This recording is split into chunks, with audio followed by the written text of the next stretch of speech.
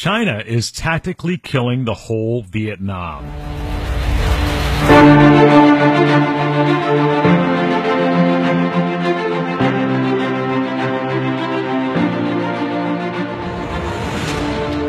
For years, many observers and commentators have analyzed quite a bit about China's economic aggression against Vietnam.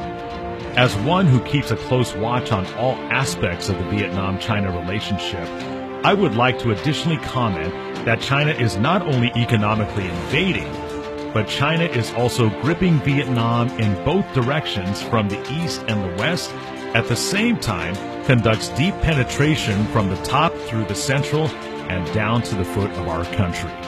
The eastern grips are military bases on Hainan Island, Paracel Islands, which includes Huang Sa and Druang Sa, and the Malaysian waters of Indonesia, with hundreds of warships, planes, radars, missiles, thousands of cruise ships, law enforcement vessels, and tens of thousands of armed fishing boats. Each day, the Chinese army are killing, evicting, and destroying our fishermen's boats from Bac Long Vy to coastal Nguyen, Nam Ngai, and Keng Hoa. They treat the sea as if it's their own. Now, the western grips do not have the sound weapons, but lacking the flow of the Mekong River is as deadly as weapons from the east. China has built dozens of large and small dams in Van Nam, including the Kang Hong Dam. They built some more dams in Laos and the extremely large Ton Lay Sop Dam in Cambodia, making the south-central highlands, especially the Mekong, Delta, Boen, Matuit, Dak Lak, the three southwestern provinces facing drought and dry seasons.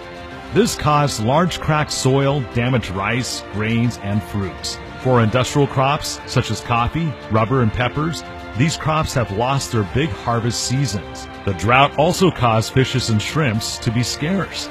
Vietnam, as one of the country's largest rice industry, is now on the verge of dying out with heavy salinity. Breeding is also suffering due to lack of haze and dry grasses. Losing crops and not being able to breed are making tens of millions of farming families who are well off now becoming impoverished. These are caused by the ignorance of the Communist Party and their lack of future vision.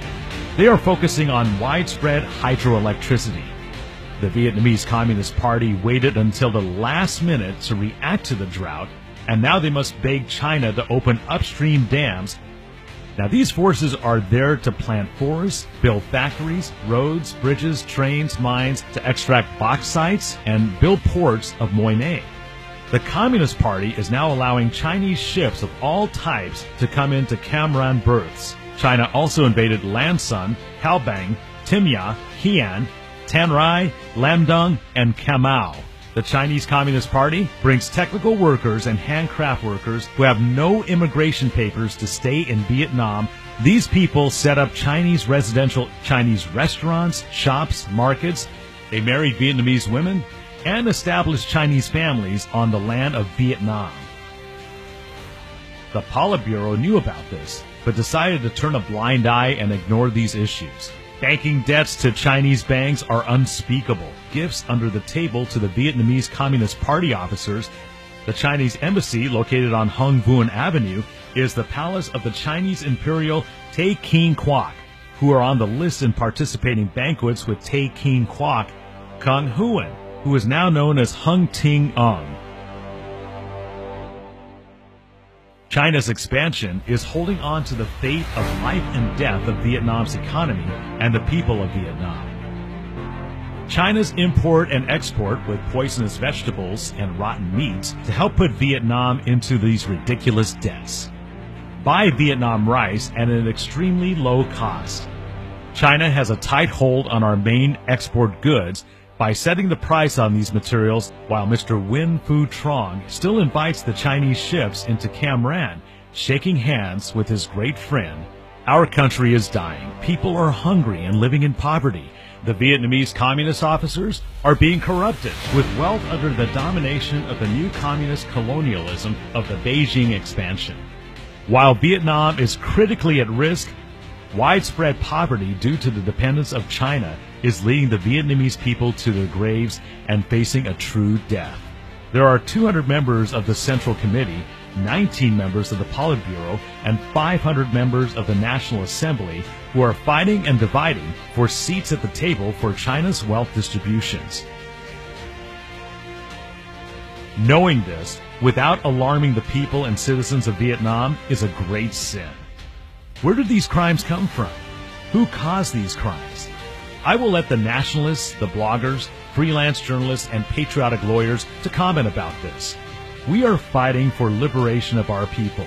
Should we stand by watching our country, watching the Vietnamese people who are being marched into death in the hands of the Northerners and the corrupted communist henchmen?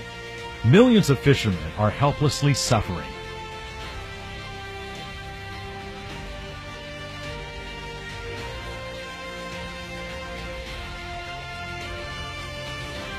Should we allow the Chinese, Vietnamese communist governments to continue wearing the revolution mask to deceive our people?